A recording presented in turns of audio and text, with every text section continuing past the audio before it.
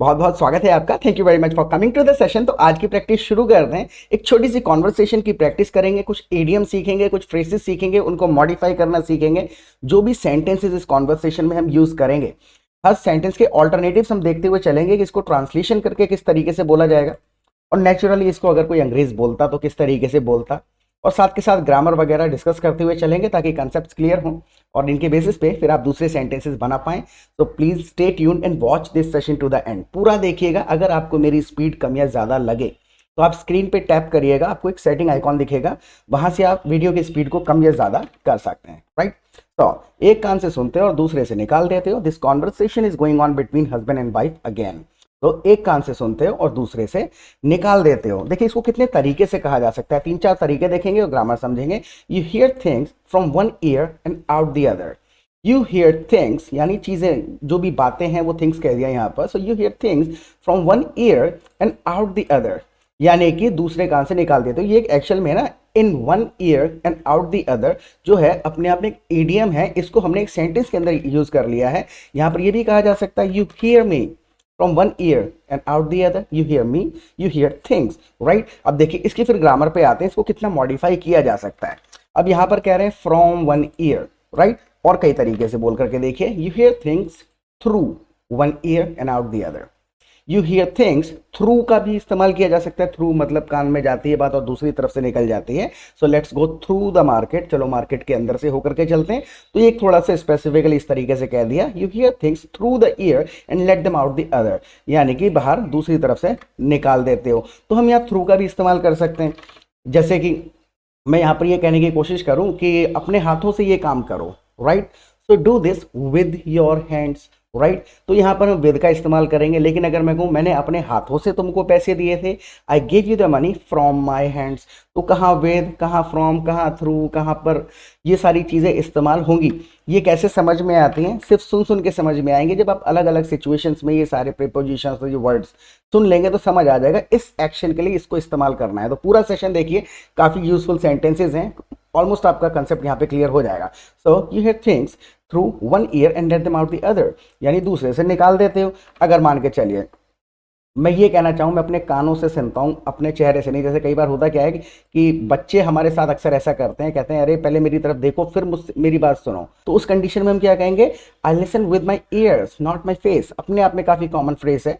कहा जाता है I listen with my years not my face, यानी कानों से सुन रहा हूँ, मुंह से थोड़ी सुनूंगा आपकी तरफ देख करके। तो यहाँ पर हम विद का इस्तेमाल कर लेंगे। अब इसको थोड़ा मॉडिफाई कर सकते हैं। आप कह सकते हैं I listen through my years not my face. लेकिन विद क्यों कह रहे हैं? क्योंकि हम यहाँ पे फेस का भी जिक्र कर रहे हैं। राइट। तो पूरा जो सेंटेंस है उसको हमें माइंड में रखते हुए ग्रामर वगैरह लगानी पड़ती है। आगे समझिएगा, बड़ी बेसिक माइनर सी मिस्टेक्स करते हैं लोग बोलते समय, छोटा छोटा ग्रामर का गलती। राइट। अब देखिए अगला सेंटेंस आप देखिए, you let things go in one year and out the other. You let go things in one year and out the other, ये भी आप बड़े आराम से कह सकते हैं। अब ये तो हमने कुछ इडियम्स और फ्रेजेस इस्तेमाल करे।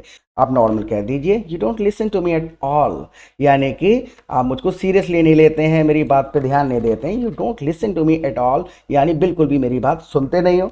या फिर you don't take me seriously. Right. तो ये चीज़ें आना ज़रूरी है। अच्छी बात है अगर आप बिल्कुल नेचुरल साउंड करना चाहते हैं, इफेक्टिव इंग्लिश बोलना चाहते हैं, थोड़ा इंप्रेसिव। लेकिन इस पर पहुंचने से पहले हमको ये चीज़ें कंफर्म होनी चाहिए कि हम कहना क्या चाह रहे हैं और इस बात को कहने के लिए हमारे पास में क्या ऑल्टरनेट्स हैं। तो फीलिंग को समझ के बोलना है। एक क्वेश्चन आंसर के तरीके से नहीं लेना है कि यार यहाँ पर ये वाला एडीएम होगा, इस एडीएम का एक कान से सुनना दूसरे से निकालना का ये एडीएम होता है, उसके पीछे बिल्कुल नहीं पड़ना है। याद आ गया तो बहुत अच्छी बात है, नहीं आया तो कम से कम आपको इतना होना चाहिए कि आप ये बोल रहे हैं, you don't listen to me at all. Right. या फिर pay attention to what I am saying, जो मैं कह रहा हूँ ध्यान से सुनो। Pay attention to what I am saying, जो मैं कह रहा हूँ ध्यान से सुनो। राइट। मेरा एक्सीडेंट होते होते बचा। अब ये देखिए कितने तरीके से कह सकते हैं, पता होना चाहिए एक्सीडेंट होता है तो कौन कौन से वर्ड्स यूज होते हैं। मेरा एक्सीडेंट होते होते बचा, आप सिंपल कहिए आई almost got into an accident.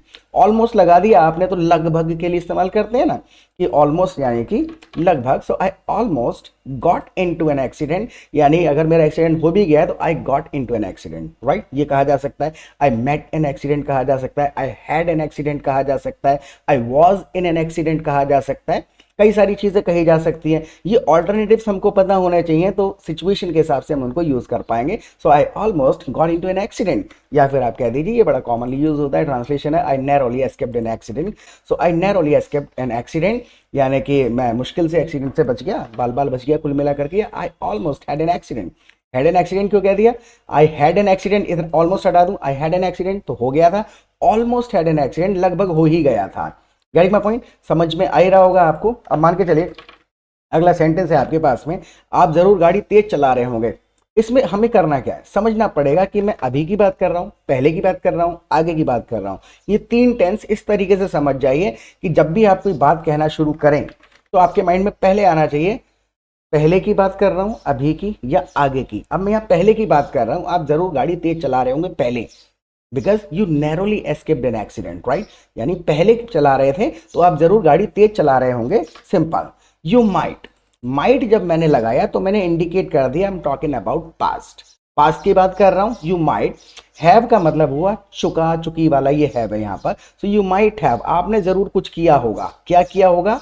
Been driving, continuously drive कर रहे होंगे। कब? यू माइट हैव, जरूर ऐसा कर चुके होंगे, driving too fast. That's why you narrowly escaped an accident, you almost had an accident, right? So you might have been driving too fast। अगर यहां से ये सेंटेंस की ग्रामर क्लियर नहीं हुई है, you might have been क्यों कह रहे हैं, तो इसके लिए मैं आपको देखिए प्लीज 1 मिनट लूंगा, स्किप मत करिएगा। मैं बता देता हूं, आप हमारी लाइव क्लासेस अटेंड कर सकते हैं। सबसे पहले तो आप चैनल को सब्सक्राइब कर लीजिएगा अगर चैनल पे पहली बार आए हैं तो, क्योंकि रोजाना एक वीडियो अपलोड करते हैं। और दूसरा, आप हमारी लाइव क्लासेस जब अटेंड करेंगे उसके 2 फायदे हैं। सबसे पहले हम आपको अपने प्रैक्टिस ग्रुप में ज्वाइन कर लेंगे, जहां पर आप 200-300 पार्टिसिपेंट्स के साथ रियल कॉन्वर्सेशन कर सकते हैं। 200-300 पार्टिसिपेंट्स एक ग्रुप में होते हैं, पूरा दिन छोटी छोटी कॉन्वर्सेशन चलती रहती है। तो जिस प्रकार के सेंटेंसेस हम डिस्कस कर रहे हैं, लोग अपने अपने सेंटेंसेस लिखते रहते हैं, अलग अलग बैकग्राउंड से आते हैं। कोई वर्किंग प्रोफेशनल है, कोई सीए है, कोई डॉक्टर है, कोई एडवोकेट है, कोई टीचर है, कोई होम मेकर है, कोई स्टूडेंट है। तो हमें ब्रॉड इंग्लिश पता चलती है। अक्सर ऐसा होता है कि हम अपने आप अकेले सीख रहे हैं तो उतनी ही चीज़ें सीखते हैं जितनी हमारे माइंड में आ रही हैं। तो ग्रुप में क्या होता है कि कोई ऐसा कोई सेंटेंस लेकर के आता है जो हमें कभी लगता ही नहीं कि हम कभी यूज़ करेंगे अपनी लाइफ में, तो वहाँ वोकेबलरी, सेंटेंस स्ट्रक्चर्स वगैरह सब कुछ पता चलता रहता है। और फिर ऐसा नहीं कि सिर्फ चैटिंग करेंगे, आप फ़ोन पे बात कर सकते हैं, ग्रुप में वॉइस चैट चलता रहता है। तो बोल बोल के प्रैक्टिस करेंगे तो पता चलेगा कितना अटक रहे हैं, कितना ट्रांसलेशन कर रहे हैं, कितना नेचुरली बोल पा रहे हैं।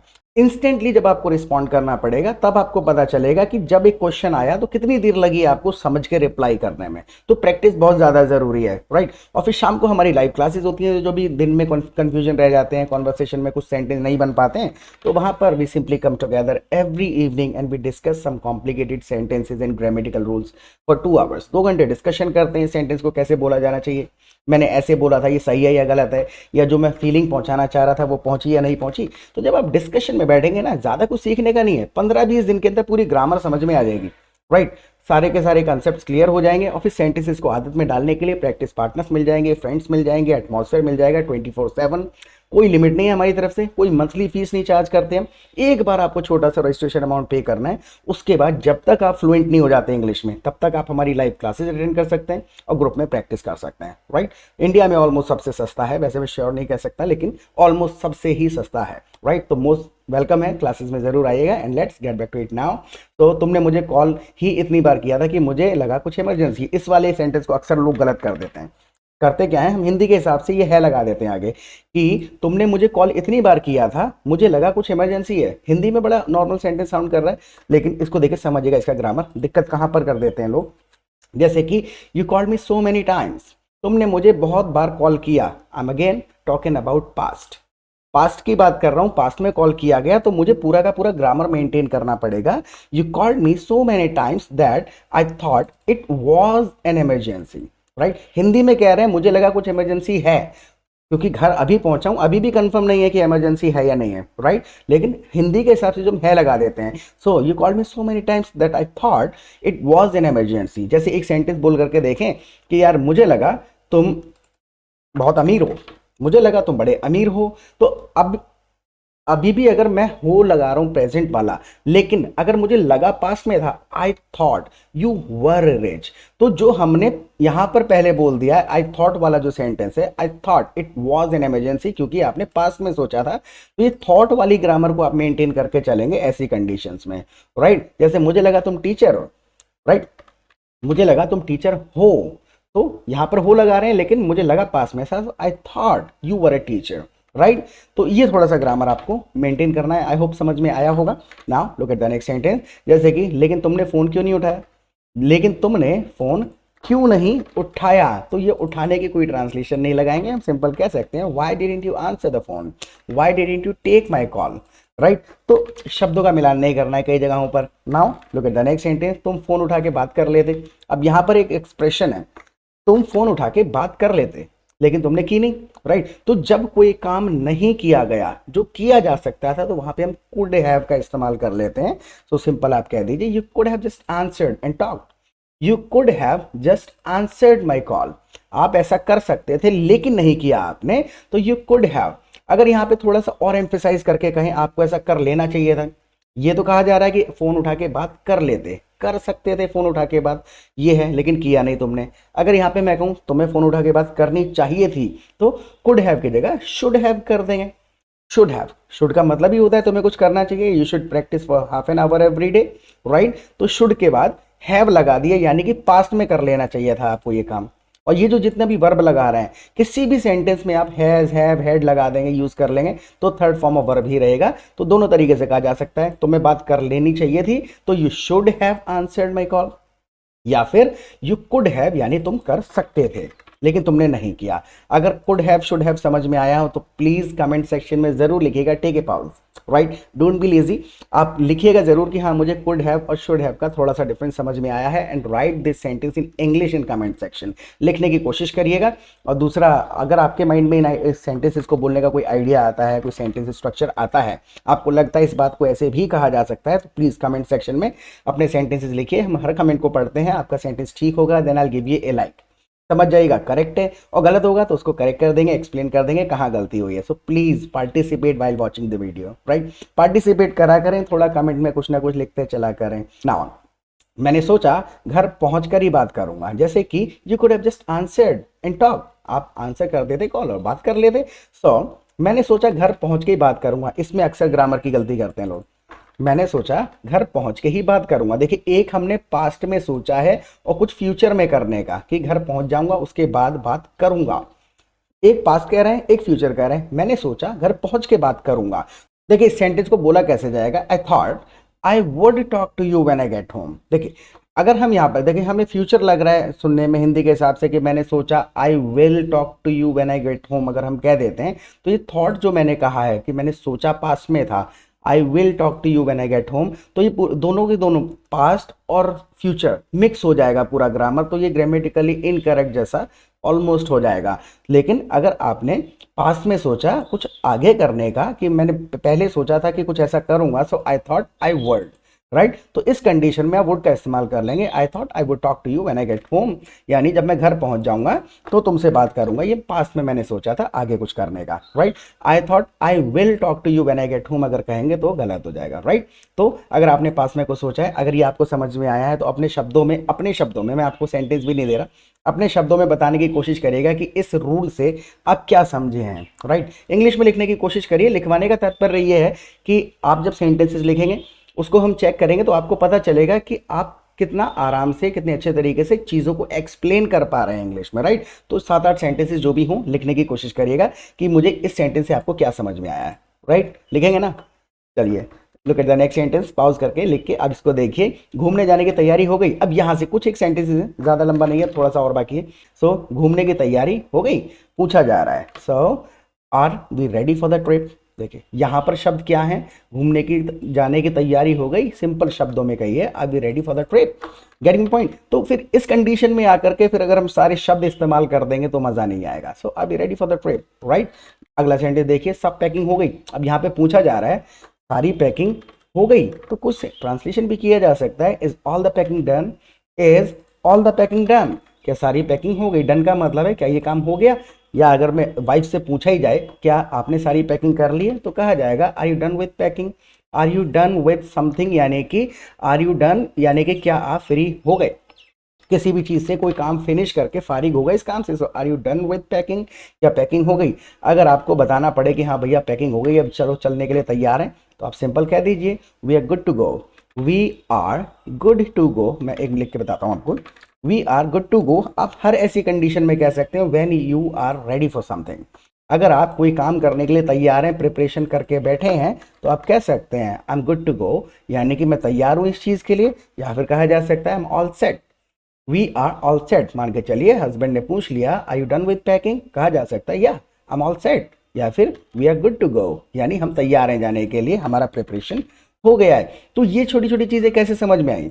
ये तभी समझ में आएगा जब आप कॉन्वर्सेशन करेंगे रियल सिचुएशन में, तो कोई शब्दों को ना ट्रांसलेट करके इस प्रकार से एक्सप्रेशंस लिख दिया करेगा कमेंट्स में, या फिर ग्रुप में लोग क्या ऐसी बातें करते हैं, तो पता चलता है इस सिचुएशन में कहना क्या है हमको, राइट। लेकिन अकेले हम कभी भी इस तरीके से नहीं सोचेंगे अगर ट्रांसलेशन बना रहे हैं बैठ के, तो गेटिंग माय पॉइंट। तो जब सिचुएशन में बात होती है तो अलग नेचुरली इंग्लिश निकल के आती है, और हम अकेले सोचते हैं तो ट्रांसलेशन आती है। Now look at the next sentence. तो हमें कब निकलना है? अब ये पूछना है आपको, भैया कब निकलना है, हमें कब निकलना है। So when are we leaving, when are we leaving, right. या फिर आप कह सकते हैं अगर सारी शब्द पूरी ग्रामर और टेंस मिलाएं, when do we have to leave, when do we have to leave, हमें कब निकलना है। लेकिन ये नॉर्मल जो कॉन्वर्सेशन चल रही है ट्रिप पे जाने वाली, so when are we leaving, हमें कब निकलना है, या फिर when are we heading out. When are we heading out, head out का मतलब भी होता है कहीं के लिए निकलना, तो when are we heading out, या फिर when are we leaving, leave का मतलब भी कुल मिलाकर के कहीं के लिए निकलना। या शायद कल शाम को, अब हस्बैंड ने फिर भी कह दिया शायद कल शाम को निकलना है, so maybe tomorrow evening, maybe tomorrow in the evening भी कह सकते हैं, लेकिन मे बी टुमारो इवनिंग यानी कि कल शाम को। जैसे मैं कल तुमसे कल सुबह मिलूंगा, so I will see you tomorrow morning, तो इन द मॉर्निंग कहने की कोई ज़रूरत नहीं होती है, आई will see you tomorrow morning, right. तो ये छोटे छोटे एक्सप्रेशंस याद कर लेने हैं। Look at the next sentence. तुम अभी भी शायद कह रहे हो, जैसे कि हस्बैंड ने कह दिया मे बी टुमारो इवनिंग, शायद कल शाम को निकलेंगे। वाइफ ने कहा तुम अभी भी शायद कह रहे हो, अभी भी श्योर नहीं है आप, तुम अभी भी शायद कह रहे हो, you are still saying maybe, you are still. देखिए एक स्टिल को यूज करते समय अक्सर देखा गया है लोग क्या करते हैं कि दो सेंटेंसेस होते हैं, still you are saying maybe, तो स्टिल को ना अक्सर लोग स्टार्टिंग में लगा देते हैं सेंटेंस के, वहां यूज नहीं करना है। कभी भी आप यूज करेंगे स्टिल को सेंटेंस के अंदर, तो I we you they he she it इन सब के बाद स्टिल लगाएंगे। जैसे मैं अभी भी पढ़ा रहा हूं तो I am still teaching, I am के बाद स्टिल टीचिंग। मैं अगर यहां पर ये कह दूं स्टिल आई एम टीचिंग, हालांकि चल जाएगा, मैसेज चला जाएगा, लेकिन एक अच्छा तरीका नहीं है। So you are still saying may be.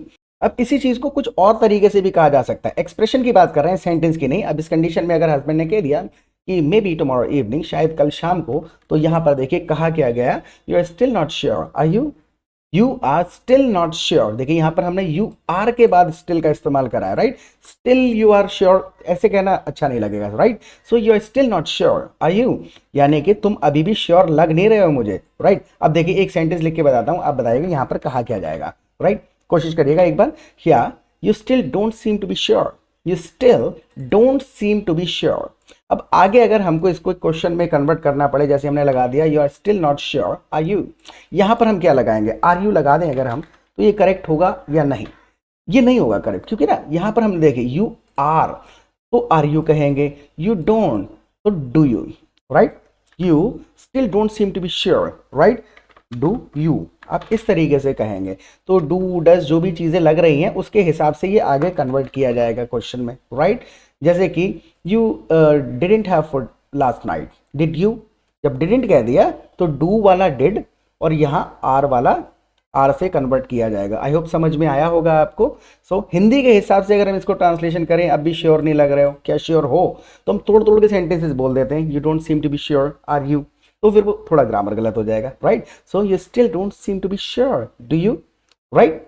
समझ आया होगा। Now look at the next sentence. मेरे को बड़ा डर लगता रहता है कि समझ आया या नहीं आया, क्योंकि कोई रिस्पॉन्स तो मिलता नहीं है कमेंट सेक्शन में। प्लीज लिखते चला करें, सेंटेंस वाइज बता दिया करें, हाँ ये वाला कंसेप्ट क्लियर हुआ या नहीं हुआ, राइट। आप ही के लिए तो वीडियोस बनाते हैं, जब आप पता ही नहीं चलेगा हमें कि आपको पसंद आया, समझ आया या नहीं आया, तो फिर थोड़ा सा ना मन टूटता है। तो बताते चला करें, मैंने बस ऐसे ही कह दिया लेकिन हम पक्का जा रहे हैं। जैसे हस्बैंड ने कह दिया था कि मे बी टुमारो इवनिंग, शायद कल शाम को जाएंगे, मैंने बस ऐसे ही कह दिया था लेकिन हम पक्का जा रहे हैं। जब मैंने कुछ ऐसे ही कह दिया, मैंने बस ऐसे ही कह दिया था, so I just said it off hand. ये अपने आप में ऑफ हैंड का मतलब है बस ऐसे खाम खाम बिना कंसिडरेशन के, बिना सोचे विचारे आपने अगर कोई बात कह दी, so I just said it off hand, I just said it anyway. Any way भी कहा जा सकता है, एनी वे ऑफ एंड, दोनों का मतलब वही है, but we are definitely going, लेकिन हम जरूर जा रहे हैं। I just said it off hand, but we are definitely going. अब आप डेफिनेटली जा रहे हैं तो इस चीज को पक्का, कोई काम अगर आप करने ही वाले हैं तो पक्का करने के लिए कई सारी चीजें कही जा सकती हैं। I just said it off hand, but we are sure to go, we are sure to go, यानी हम ये काम पक्का करेंगे, we are sure to go. Getting my point? अगले एक और तरीके से बोल करके देखिए इसी चीज को। I just said it off hand, but we are surely going, we are sure to go, we are surely going. तो ये कहाँ आईएनजी लगा रहे हैं, कहाँ श्योरली कह रहे हैं, श्योर के बाद टू लगा रहे हैं, ये सारी चीजें समझ में कैसे आएंगी? आपको प्रैक्टिस करनी पड़ेगी। रियल सिचुएशन में जब बातें करेंगे तो ये चीजें अपने आप साउंड्स याद हो जाएंगे। ऐसे मिलान नहीं किया जा सकता, ये कौन सा टेंस है, कब की बात हो रही है, एडजेक्टिव है, वर्ब है, ऐसे नहीं। Take it as a conversation, conversation है, लैंग्वेज है, बात करते चले जाइए। 2 बार गलत बोलेंगे, तीसरी बार में अपने आप सही बोलने लग जाएंगे। बच्चे की तरह सीखिए, बच्चा ग्रामर नहीं सीखता ना, बच्चा सिर्फ सेंटेंस सीखता है, किसी को अच्छा बोलते सुनता है, एडॉप्ट कर लेता है और बोलना शुरू कर देता है। करना यही होता है। Look at the next sentence, अपने सारे काम ध्यान से खत्म कर लेना। तुम्हें कई बार सारे काम आखिरी टाइम पे याद आते हैं। This is the last sentence. इसमें 2-3 छोटे छोटे सेंटेंसेस हैं, इतना बड़ा सेंटेंस ट्रांसलेट थोड़ी करना है। सिचुएशन समझिए, एक इंस्ट्रक्शन दी जा रही है और एक ताना दिया जा रहा है, राइट? अपने सारे काम ध्यान से खत्म कर लेना, तुम्हें कई सारे काम आखिरी टाइम पर याद आते हैं। So make sure you finish your work before the time, right? Make sure you finish all your work before the time. आप कह सकते हैं make sure you finish all your work ahead of time. Before the time ये थोड़ा सा translation जैसा है, ahead of time का मतलब हो गया डेडलाइन से पहले, जब हम निकले उससे पहले पहले। So make sure you finish all your work ahead of time. Ahead of time आपने कह दिया, you remember many things at the last moment. You remember many things at the last moment. At the last moment की जगह पे आप कह सकते हैं at the 11th hour। Make sure you finish all your work ahead of time because you always remember many things at the 11th hour. And one thing leads to another. यानी कि जो होता है ना कि एक काम याद आया, अरे ये भी कर लूँ, ये भी कर लूँ, एक के बाद दूसरा काम निकलता जब चला जाता है, तो ये अपने आप में एक इडियम है, काफी कॉमन है कहना, one thing leads to another, यानी एक के बाद दूसरा काम निकलता चला जाता है। सो एक सेंटेंस दोबारा से बोलिए, make sure you finish all your work ahead of time because you always remember many things at the 11th hour and one thing leads to another। करा क्या गया, 3 छोटे छोटे टुकड़े बोले गए हैं, उन टुकड़ों की आदत डालनी है प्रैक्टिस करके। तो लाइव क्लासेस में आइए, ग्रुप को ज्वाइन कर लीजिए, बहुत ज्यादा हेल्प मिलेगी, जल्दी हो जाएगा। प्रैक्टिस करते रहें, फिर मिलेंगे एक नए सेशन के साथ। Till then bye.